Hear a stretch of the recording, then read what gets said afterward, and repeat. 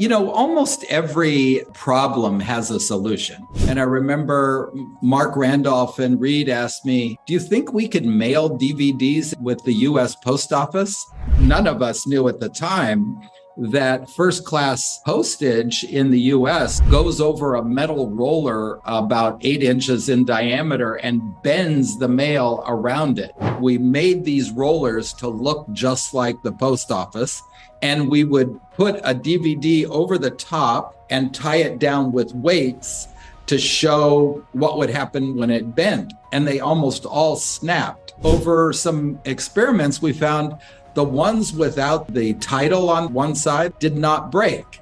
In the end, the solution was going to the studios and saying, for the DVDs you give to Netflix, don't put the title of the movie, don't do that silk screen, just do a tiny etch on the hub. Today, I have an incredible man. As I was learning about him, honestly, I cannot get enough of this guy. Yes, he has the same first name as my husband, but that's not the only reason why I adore him. He is a rebel rouser, a disruptor, and he's the kind of guy, he's the reason why we're not taking a horse to work anymore, because he creates a vision and he makes it come to life. And of course, that means he's not your regular cat. He's cut from a different cloth. So I'll give you a little bit of information about this guest, and then I will let him share with you all his pearls of wisdom from what he's learned and what he didn't learn so well. All right. So Mitch Lowe was one of the co-founders of none other than Netflix. If I have to tell you what Netflix is, you need to crawl out from under your rock. He was also involved with Redbox and McDonald's Corp. And most recently, he was the CEO of MoviePass. But before I go on, why don't I just make sure that you buckle up, because Mitch Lowe is about to take us for a ride. Welcome, Mitch, and thank you so much for your time today. Thank you very much. I'm really thrilled to be here. Great. So as I told you a little bit before we got started, but I like to be a little bit unconventional. So I'm not going to ask you how you got here and to give me the history of your career. This is what I would love to know, and I think our listeners would love to know. You're known as the guy that says, I'll figure it out. Right. Help us understand how that defined your success and maybe not such great successes in business, and run with it wherever you want to go. Because I just love that, right? Because people say to me, how are you going to do it? I'm like, I have no idea, but I'll figure it out. Well, it actually defines the things that have gone well for me and the things that haven't gone well. And when I look back and think about this aspect of my life and how I approach things, unfortunately, I don't ever do a pros and cons. When people tell me, what do you think? Do you think we can do this? And I remember Mark Randolph and Reed asked me, do you think we could mail DVDs with the US Post Office? And just in case the listeners had had a brain fart, mm-hmm. Reed and Mark were the other co-founders of Netflix.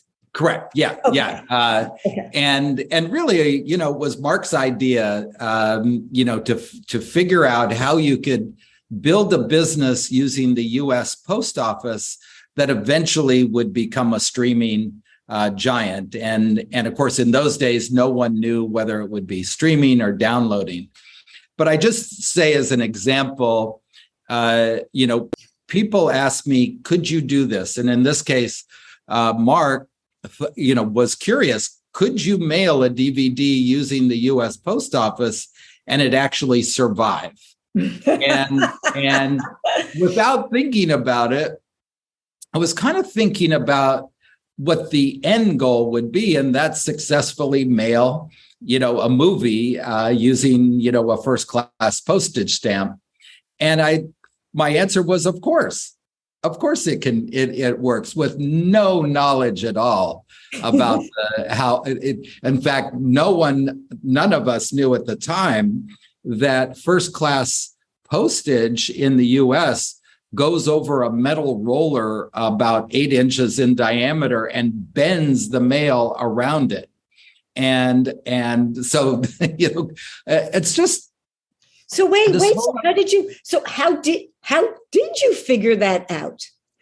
Well, ultimately, what ended up happening is we went to the studios and the manufacturers of the disc, because after experiments, and in fact, one of the coolest rooms in the early days of Netflix was this room with all these, we made these rollers to look just like the post office after we found out that this is what happened. And we would put a DVD over the top in an envelope and tie it down with weights to show what would happen when it bent. And they almost all snapped in half. They broke. And over some experiments, we found the ones without the title on the one side that said the name of the movie and, the studio and so on, we found the ones without that did not break. And so in the end, the solution was going to the studios and saying, for the DVDs you give to Netflix, don't put the title of the movie, don't do that silk screen that you do on typical DVDs to say the title and so on. Just do a tiny etch on the hub. Almost every problem has a solution, and in fact, I've kind of come to the conclusion that it's better not to evaluate, the pros and cons of, can you do this? Can you do that? So all the engineers in the audience are just cringing. Well, no, the engineers are part of the solution. Every one of these challenges or repurposing of a product that's made to put in a DVD player. And in this example, it's just, okay, how do we make that work in another environment, like, shipping through the mail in a flimsy envelope?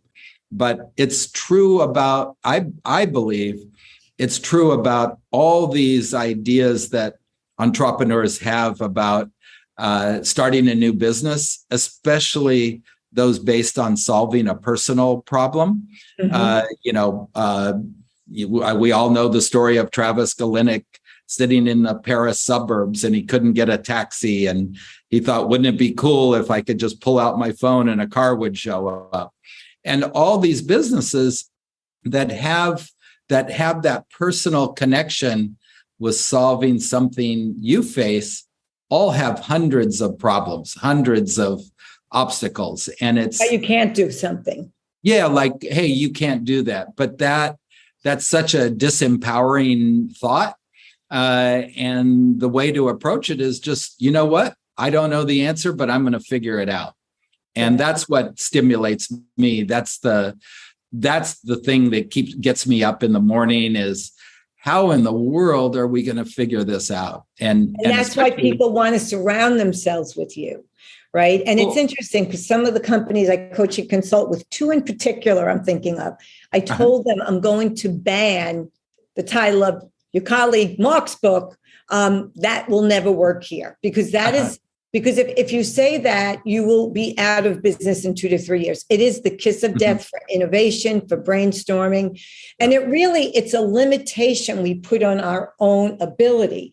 So I don't know much about your background. So where did that can-do attitude come from, right? Like you mentioned Uber, love him or hate him, Elon Musk is the kind of guy. And I also believe we can solve any problem. We just haven't solved it yet.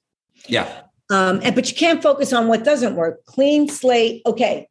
what does work, which is why sometimes when you bring people into a company that's struggling from out of the industry, they don't have all the preconceived notions of how we always do things, right? But where did that unlimited belief come from, that grit, that determination?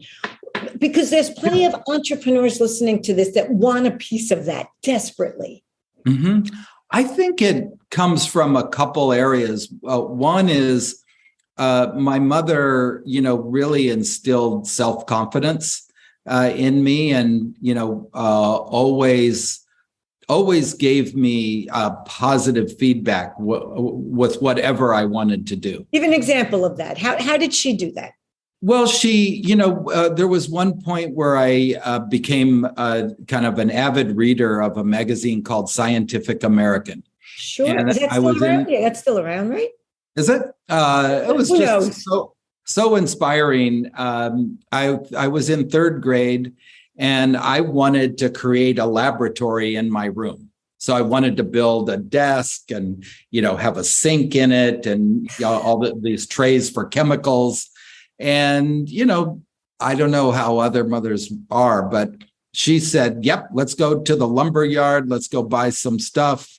I'll get you a hammer and nails and a saw, and you can put it together. And then we'll go, to a chemical supply place. And she was just always really supportive of, one time I wanted halfway through the summer after my junior year in high school, I wanted to hitchhike to Canada with a friend.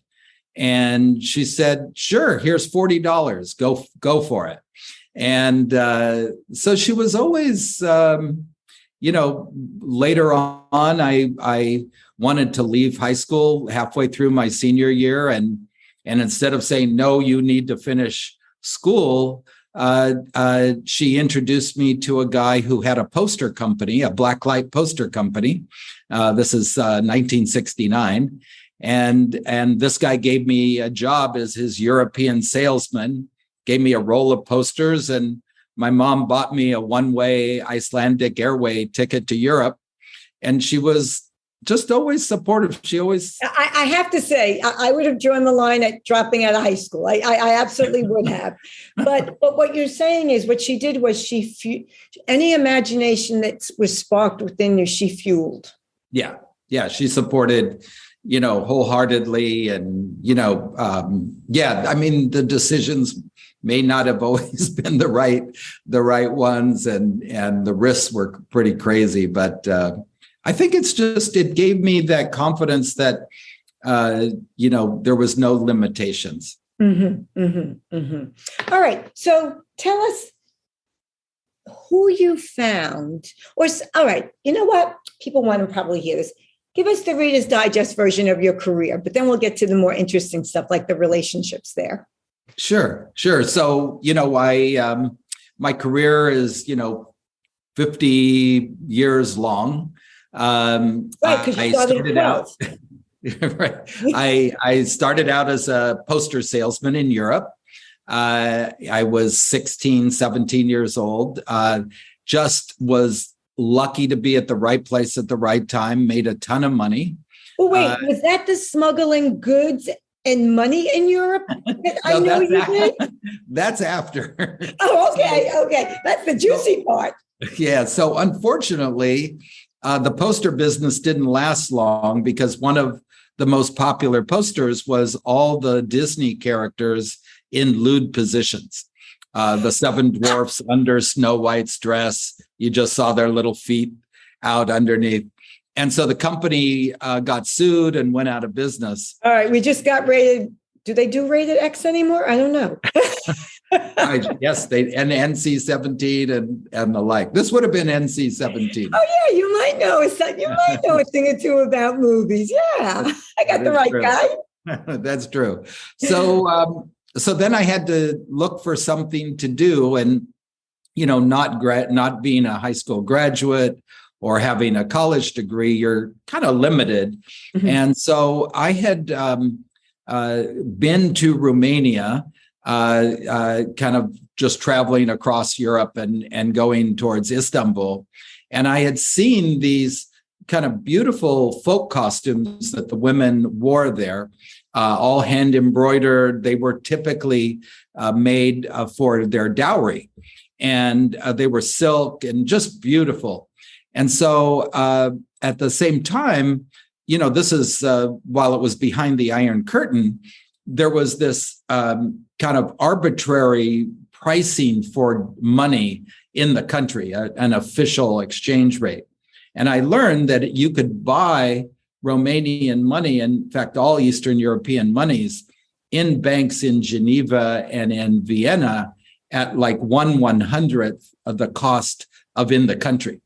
So I thought, I don't know where this idea came from, but I thought, I know how I can make money. I will buy this money in Geneva or Vienna. I'll sneak it into the country and I'll use it to buy things like these embroidered blouses, then take them back to the US and sell them. And so I started doing that, and I brought them back, sold them on Rodeo Drive in Beverly Hills. Blouses I paid $3 or $4 for, I would sell for $300 or $400. And it still works that way. Yeah. And what was amazing is I saw this ecosystem that I could put together, which ultimately I did 18 times, where I would buy an old Mercedes in Germany. I would drive across Europe, first to Vienna, buy money, go to Romania, buy all these things, then go to Greece and ship everything back to the US. Then I would keep driving all the way across Turkey to Damascus and sell the car to taxi cab companies, make a profit there, then fly to Egypt and buy these awnings that they would make for me for restaurants in Sausalito and, all over the San Francisco Bay Area, and then go home and sell the stuff and do it all over again. And it was just, I learned about the silk. What was it? The silk trade to shame. Yeah, right. It was just being opportunistic with,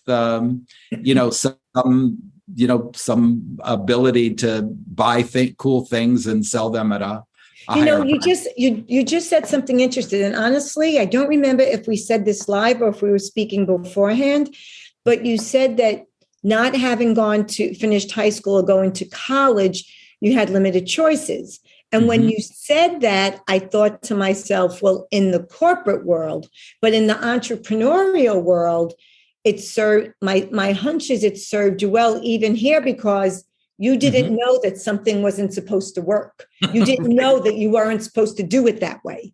That's right. Yeah, I learned over time, but yeah, in the beginning it was like, rules? What rules? I had no idea, but essentially I did that. And then eventually I came back to the US right when the kind of video rental industry got going in the early 80s in 1980. And that was Blockbuster, correct? Well, Blockbuster started years later. What I did was I just became a customer of a local video store. There was to show you how far back it is, there was 4 video stores in the San Francisco Bay Area at the time. Eventually there was thousands, but I became a customer and was spending so much money because I growing up as a latchkey kid, my parents worked till 6 or 7. Excuse me, Mitch, did you grow up in the Bay Area? I was born in Omaha, but I ended up living in almost 6 or 7 places in California. My father was an aeronautic engineer, and we kept moving from place to place. San Diego, Sacramento, 3 or 4 places in the Bay Area. And then my parents got divorced, and I ended up going to 13 different schools between kindergarten and my senior year of high school. So because your mom moved, or you got thrown out? We moved. And then after she got divorced, I had 3 different stepfathers. So it was kind of constantly moving. But that also had a lot of impact on how I look at things. I had to, not having friends, having to make new friends every Pre-Facebook. For the young people listening, pre-Facebook, right? Pre-Facebook. It's, you become more adept at not only being alone, but also more adept at making friends. So then I got, after becoming a customer of this video store, I realized that they were really doing things wrong. And so I thought, I'm going to create a video. How old are you about now, Mitch, at this stage? This was, I was 30. I was like 30. Okay. So not really a kid anymore. A kid for us today, but not really. Right. I wish I could go back. But so I was, every business or every process I would see, in my mind, I would think, God, that is really clunky. Like, why do you do it that way? In this case, they were, this is pre-computers. So, they were doing triplicate paper receipts, to rent movies. The carbon copy. Yeah, carbon copies. Black. And, one inside the cassette, one attached by a paper clip to the member card, and then one in the data receipt. It was just seemed ridiculous and tedious.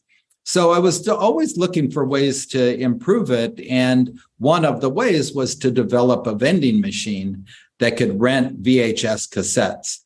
And so that's how I really got going. I started a company called Video Droid. And you thought that was your baby. That was your brain. Yeah.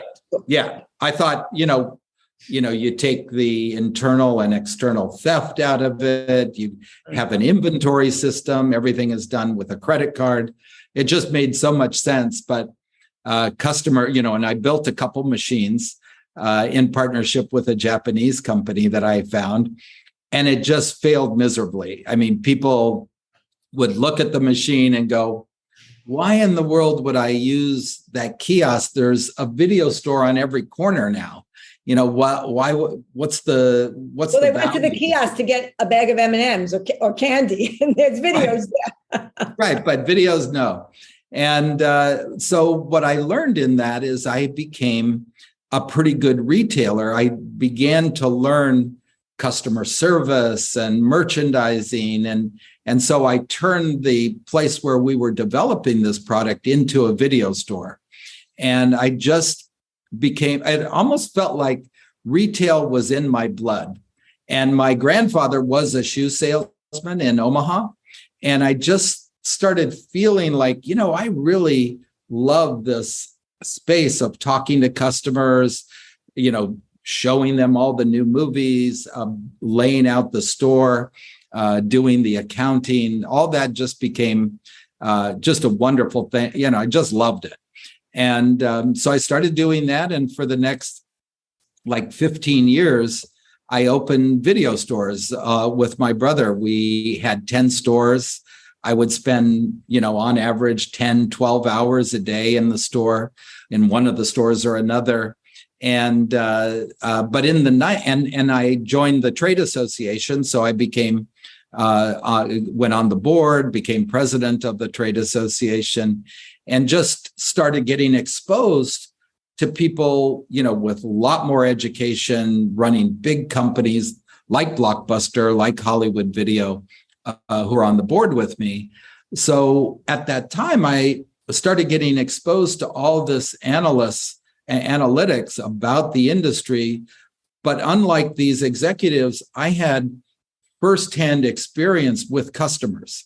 So I found that I was able to interpret data a lot more with a lot more understanding of what data was important and what data wasn't. Like, what do you operationalize it? Yeah. What do you do with all these analytics? So I started putting that to effect, and I built an internet business that put video stores on the internet through a subscription service. And that's when I met Mark Randolph and Reed Hastings in a trade show where I was demoing my internet. So they came to your booth? Yeah, Mark did. Mark came to the booth. He and I have varying different recollections of exactly. Pray tell. I'll have to go back. For the listeners that are subscribed, they know I've also interviewed Mark. So I'm wondering if these stories match. Yeah. Well, we shared each of our stories, and he refreshed my memory a little bit. I refreshed his memory a little bit.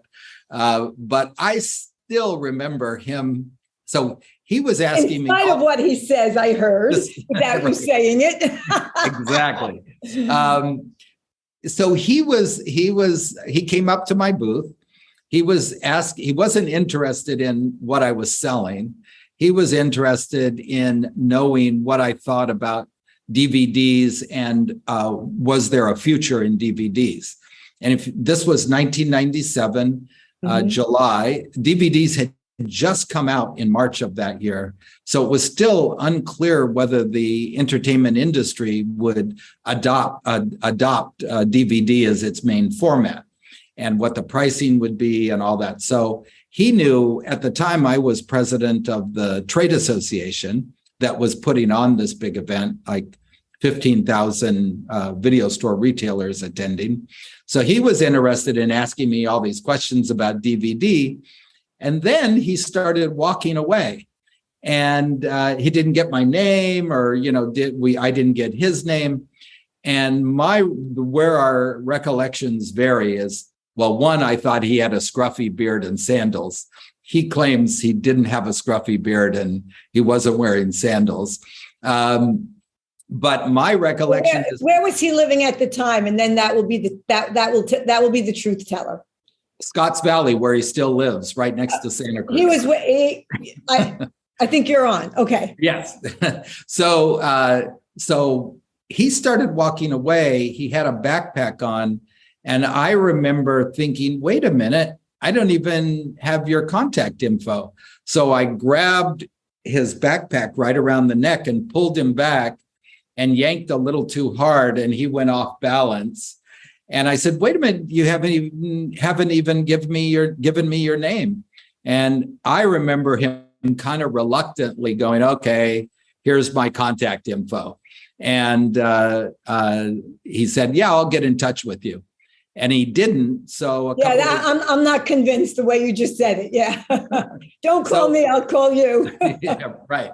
So a couple of weeks later, I thought, wait a minute, I haven't heard from this guy. He clearly knew a lot. I mean, you could tell he was a really smart guy. So I reached out to him, and we agreed between us in Woodside, California at Buck's Cafe. And that's where, all the conversation, he kept asking me, do you think it could do you think people would rent DVDs over the internet? Do you think people would buy them over the internet? And that's how, we came to work together. And then how did Reed get involved? And so Mark worked for Reed at a company called Pure Atria.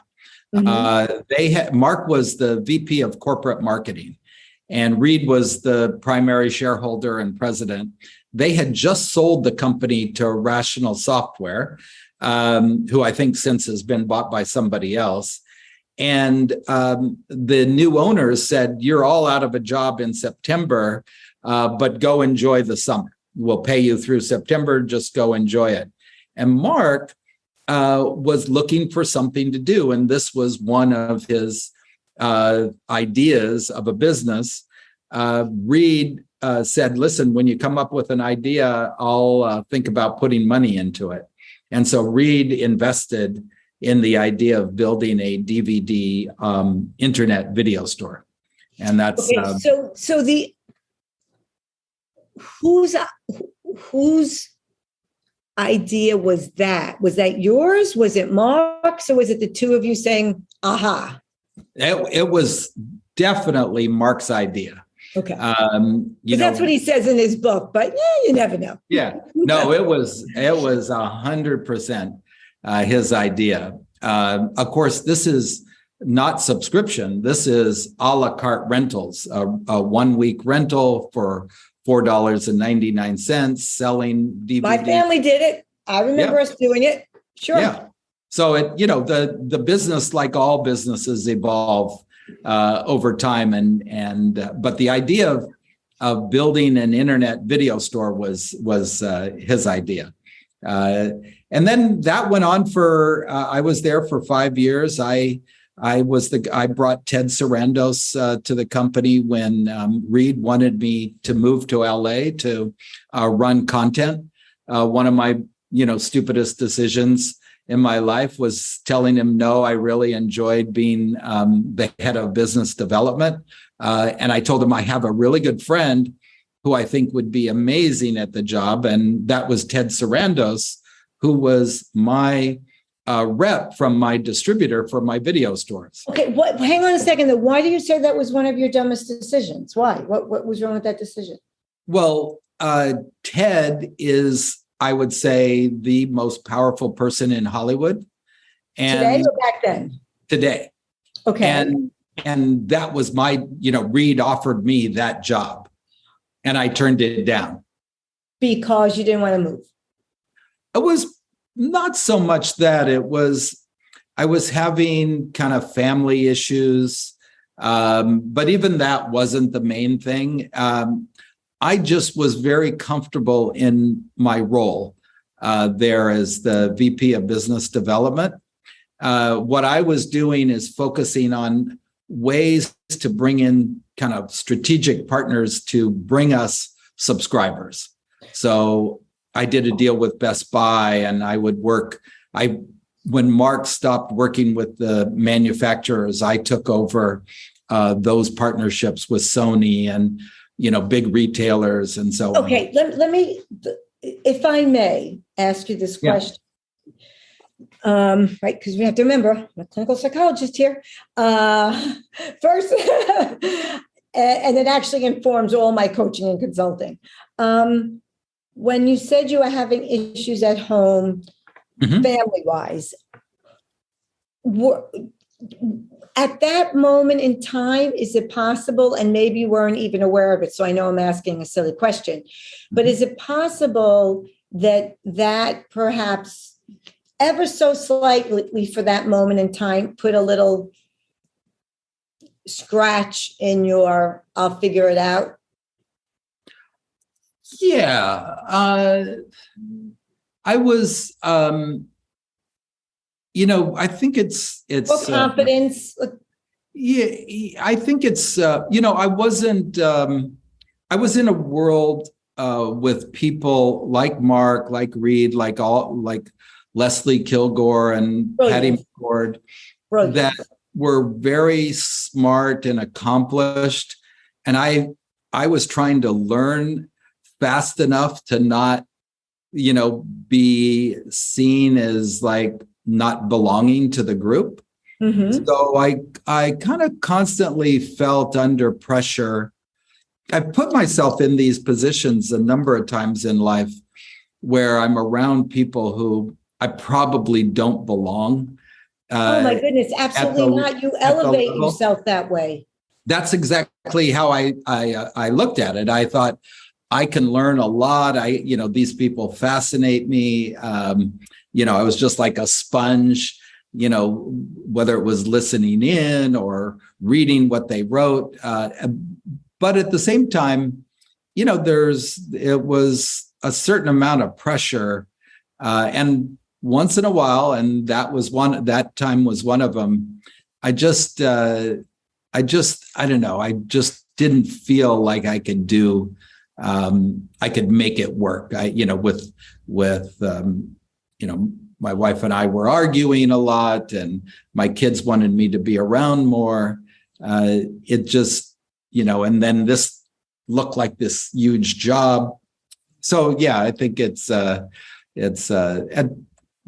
I'm sure there's 3 or 4 other times where I've just felt like weak, and not able to overcome or feel strong enough that I can overcome the challenges.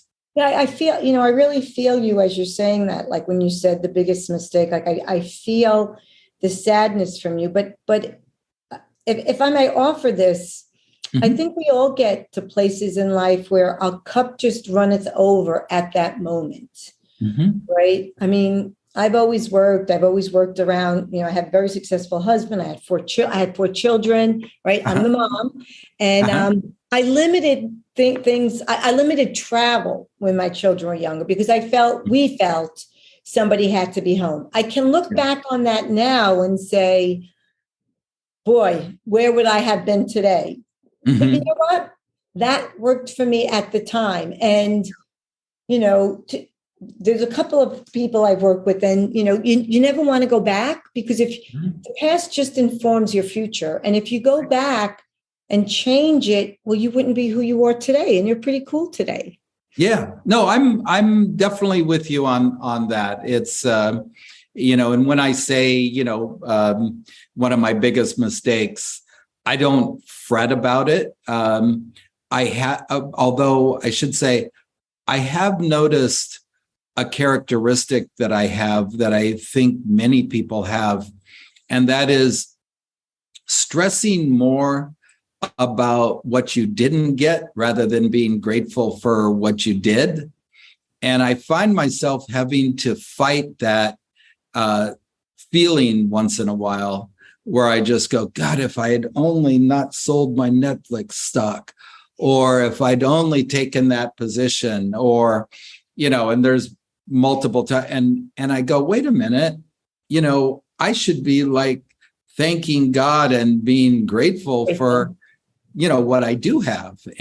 But I do find in weak moments, I find myself having to fight that. So in fairness to you, Mitch, oh my gosh, there's so much we could talk about here, but I want to focus on you. But in fairness to you, entrepreneurs are notorious for that. And Dan Sullivan, who was arguably the best entrepreneurial coach in the world, he's the owner, founder of Strategic Coach. He wrote a book with Dr. Benjamin Hardy, who's a dear friend of mine who I adore, young guy, brilliant, called The Gap in the Game. And they talk about how if I had it here, I think it's in my closet, I would reach for it. And they talk about how entrepreneurs do exactly what you said. We didn't do this. I didn't do that. If I only did this, as opposed to celebrating your incredible success, right? Yeah. And you're so humble. It's so obvious. So you're at Netflix. All right, Ted takes the position. You didn't take the position. What else? Go forward. So by the way, they wouldn't have had you in that room if you didn't have a value add. Yeah, right? No, because I always had confidence. I knew it, at the very least I could fake it for a long enough period of time. You learned it, yeah. Before I learned it. So then, a year after we went public, this is Netflix. It's still Netflix. And now, when did you sell your shares? Because everything I've ever read about you talks about you saying that. So was that before it went public, or? I sold. So we went public in May of 2002, and by the fall of that year, our stock was cratering. It went from $15 down to $9 a share, and I had set up, in fact, with Mark Randolph's help, a 10b5. It was a program that automatically would sell based on what was going on in the market. Numbers, yeah. Yeah, separate, because I was an insider on the executive team. So I had to set that up in advance, 6 months in advance. Yep. And unfortunately, I set it up completely wrong, and it was selling like crazy as it went down. And so I had to so I canceled the program, and then realized the only way I can really manage this is if I'm out of the executive committee. And at the same time, I was doing a project that I thought was going to be one of the best things that ever happened to Netflix. And Reed had me shut it down. And it just devastated me. It was called Netflix Express. It was putting Netflix vending machines. Back to the vending machines. Yep, keep going. I'm going to make this thing work if it kills me. if it kills me. And it did. So Netflix vending machines where you could return your movies there, pick them up, pick up new ones, sign up as a new customer, instead of waiting at the time, the 2-3 days in the mail for your DVDs to come. Mm-hmm. So I had set up a location in Las Vegas at a Smith's grocery store, and it just took off. It was, signing up thousands of new customers, but what happened is analysts who were looking at monitoring Netflix stock got wind of it and asked Reed one time, so are you going back to the physical world, or should we think about you going forward to the digital world? And he thought that's why the stock was cratering, is that analysts were going, wait a minute, these guys are thinking about investing in physical locations. In other words, these kiosks. Mm-hmm. So he had me shut it down. It devastated me. I didn't respond in the normal, rational, thoughtful way. I blew up, and you were hurt. You were hurt. I was hurt. And a month or two later, Mark left the company. And because connected to that? Well, Mark was my partner in this, but Mark really left. You'd have to ask him exactly why he left. Oh, okay. The way you said it, I thought that you obviously the two of you are very close, and you're both very important to each other. He's been very instrumental in your career, just from what you're telling us today.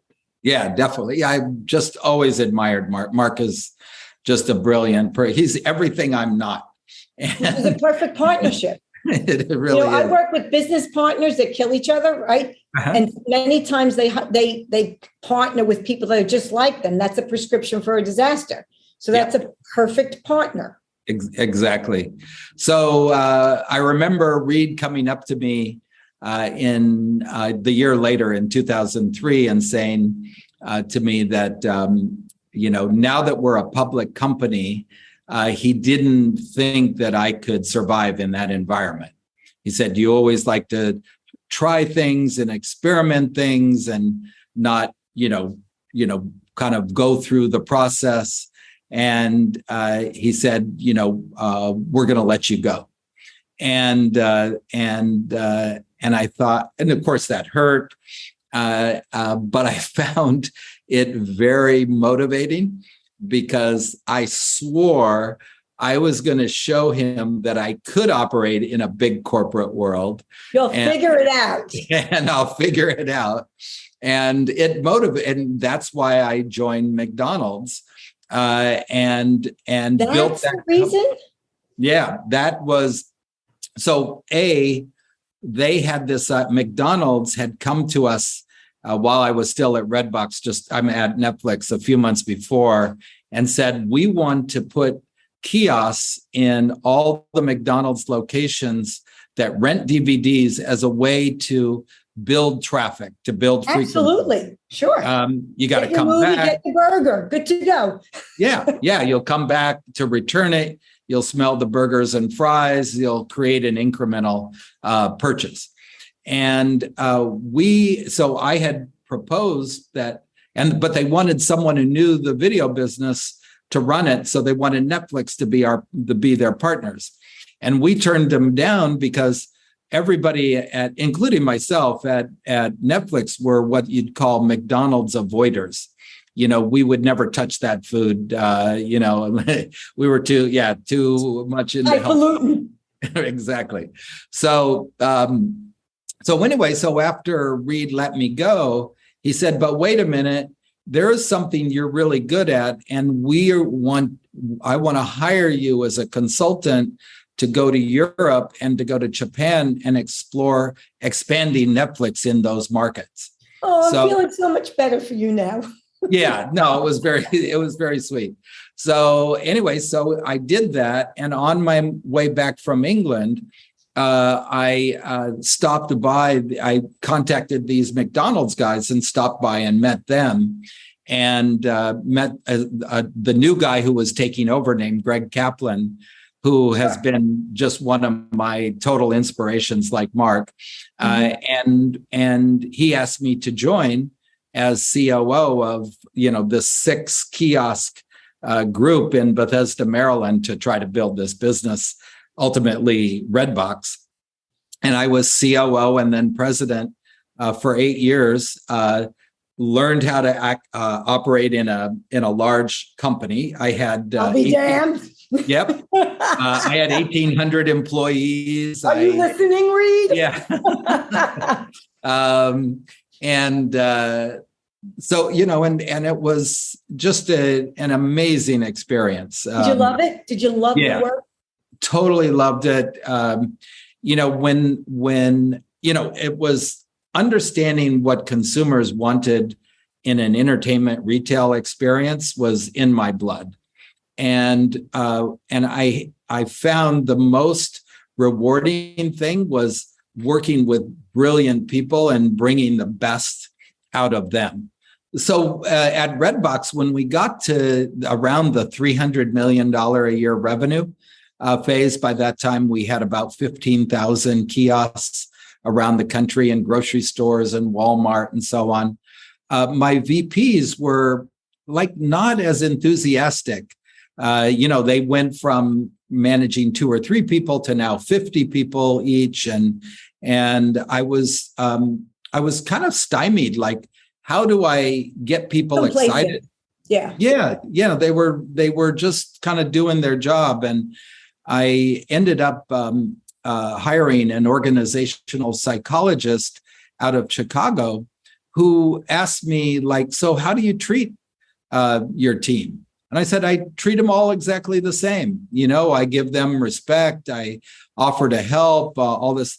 And he said, but wait a minute, everybody wants something different. This individual wants more respect. Another might want more money. Another one might want more challenges. He said, your job is to find out what motivates them and customize the way you manage them to fit what they want, not what you think is the, more democratic way to manage.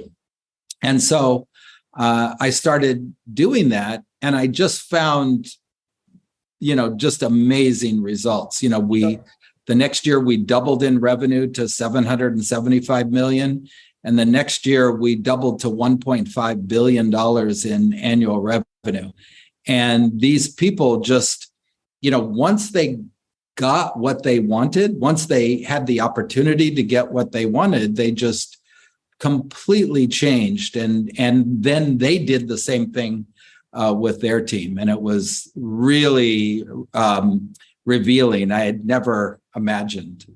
That's so interesting, because it's one of the companies I'm working with now. They're after a tax company and after tax season. I said, well, what do you do for your team now? Well, we give them Friday off half days. I said, have you asked any of them what they would like? Right. And they looked at me. I'm like, go back and ask. They did. The next call we had, they were like, couldn't believe it. Somebody doesn't want Fridays off. Somebody wants Wednesday mornings off, or whatever. It's amazing. Yeah, it's absolutely amazing. And, as managers, as leaders, we often are afraid to ask our team for fear of what they might want. And but what you find is, most people are pretty rational. They kind of understand the limits and understand more importantly, they understand what makes them tick. It's and even if you can't meet their need, and I'm sure you found this, they are so appreciative that you cared enough to ask.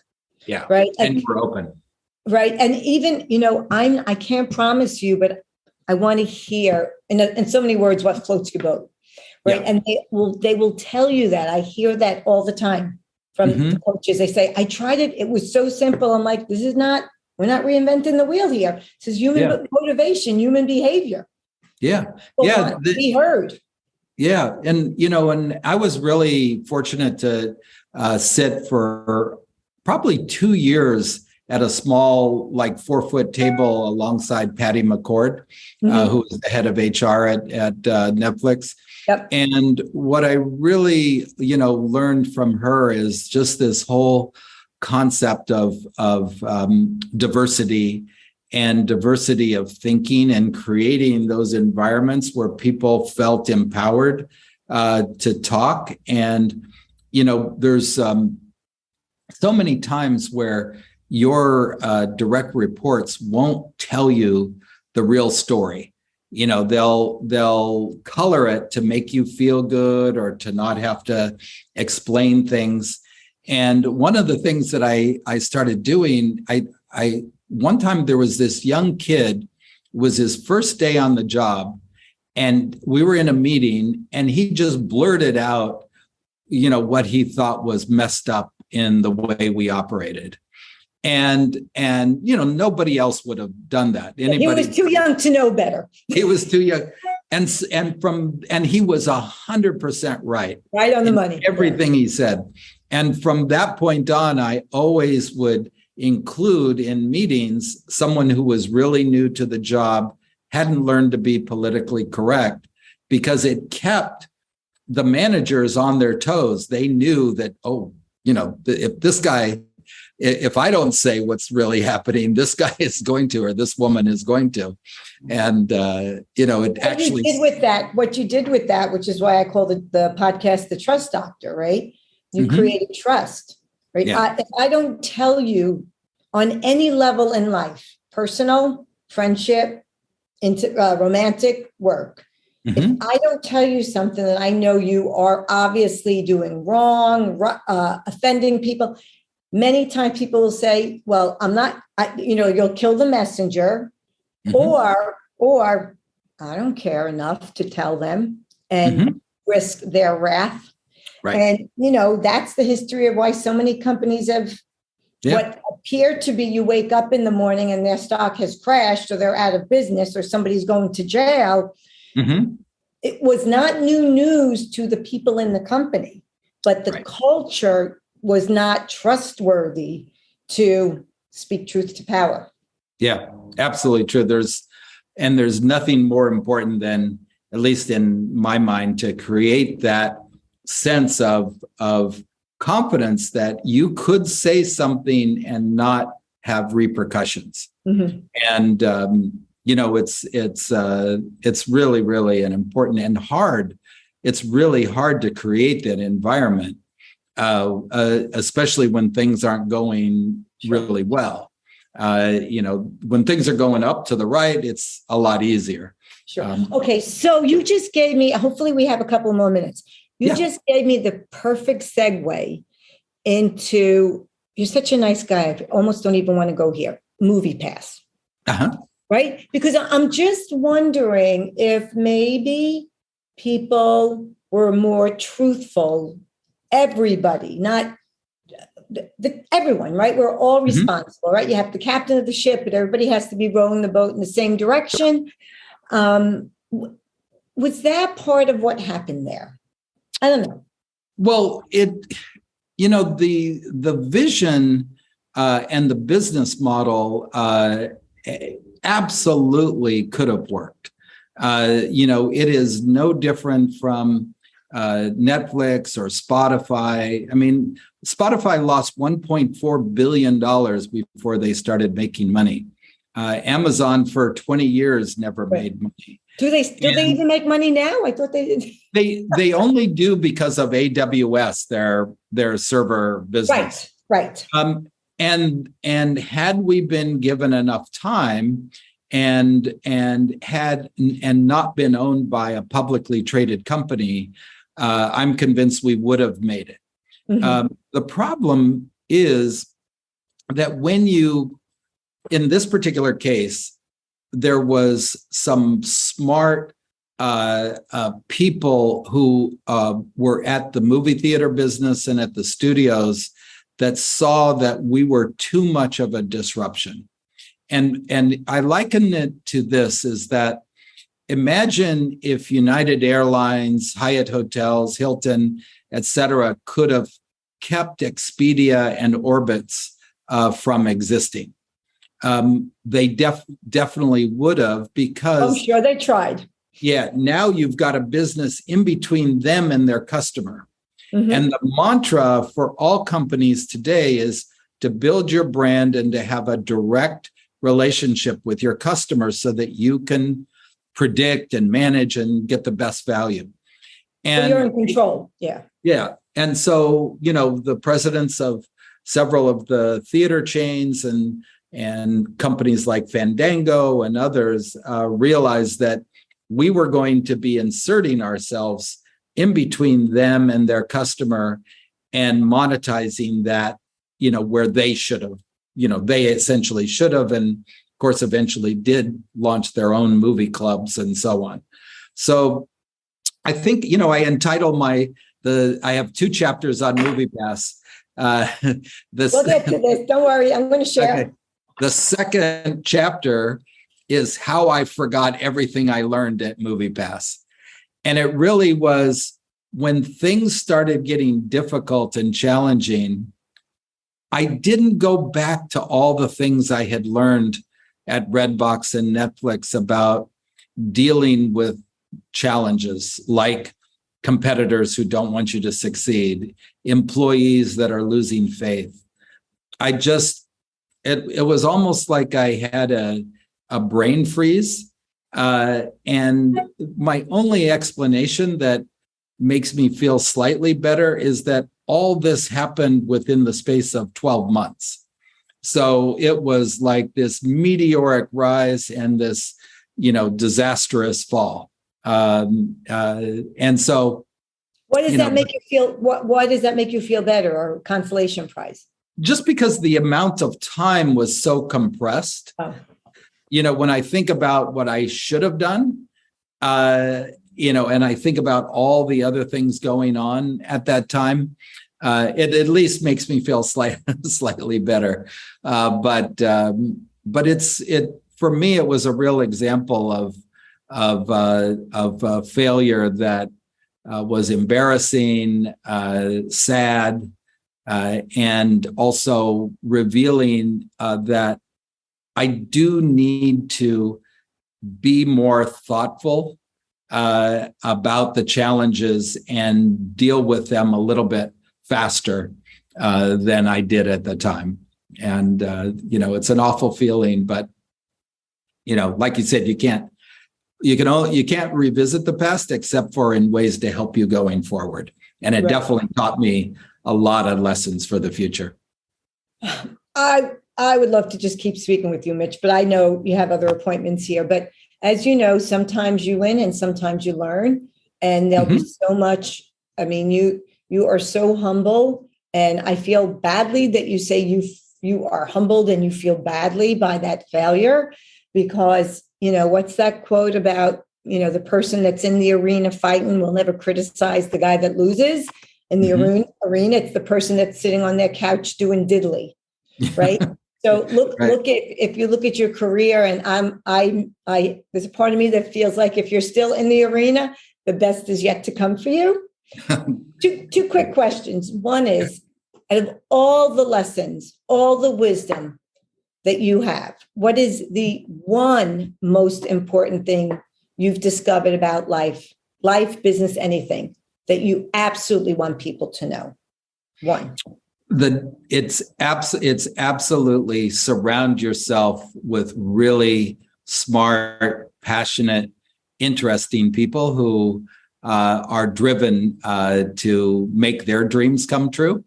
That to me is like makes everything worthwhile, whether you succeed or fail. If you have that stimulation of wonderful people around you, that's the key. I love that. And my last question is, what is the last book you reread and why?